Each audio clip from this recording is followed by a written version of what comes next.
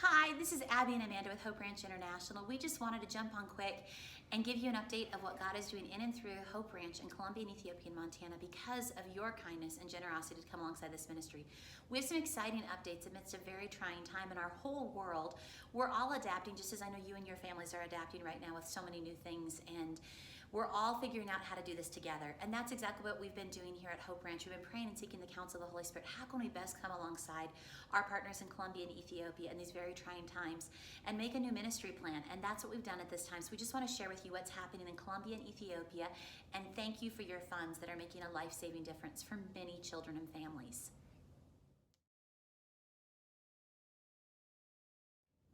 We've been super encouraged by the staff in Ethiopia as they've made the very necessary transition from group vocational training and co-ops into Mercy Ministries to adapt to the immediate crisis going on.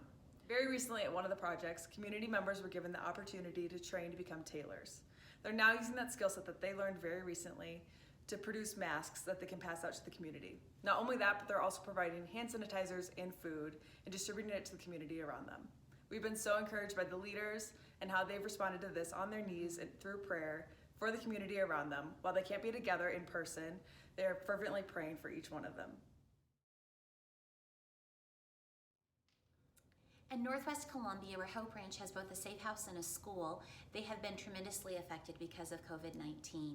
But the response of both the project, the volunteers, and the local church coming alongside Hope Ranch International's work there has been tremendous.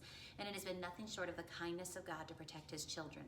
Our safe house was threatened to be closed, and because of answered prayers, God has allowed us to remain open and limited to 9 children. The other children have found homes safely with foster families through the local church or have gone back to families, and some of them are in somewhat dangerous situations, so please persevere in prayer for them. The children that have remained are children that were in incredible danger and have been violated and need to have a safe place of protection, and the Lord is allowing that to remain for them. But I have to share that this ministry has gone a step further. The local people there have come alongside us and multiplied the funds that you all give, and because children in the community were hungry and some of them even starving, they have had a prayerful response, and with the money from Hope Ranch, they are now feeding 3 times a week, 250 meals that they're preparing at the care center and taking them out and delivering them to children in the slums that surround the safe house. What is so incredible is that whenever they arrived, they saw that these parents who are daily laborers, which means that they don't have enough food to feed their child for tomorrow if they can't work today, and they are now being quarantined and not able to work and provide for their children. So the food is being incredibly well received and a blessing and an answer to other people's prayer, which is what we always want to do, is to be able to come alongside and be an answer to another person's prayer. And we're seeing it happen. Last Friday, whenever one of our volunteers was there, a young girl that was 13 years old came forward and shared that her mom had just been evicted and that she felt like she was in an incredibly dangerous position in her own life of what would happen to her next because of the desperation in their lives. Our volunteer was able to minister to her and her mother and give her an invitation to come back to the safe house where this young girl is safe from the potential abuse that was looming. So God is working and moving in great ways, and we thank you for coming alongside us to be able to make this happen. None of this would be happening without you, and we will resume in both Ethiopia and Colombia and in Montana prayerfully this summer our normal work.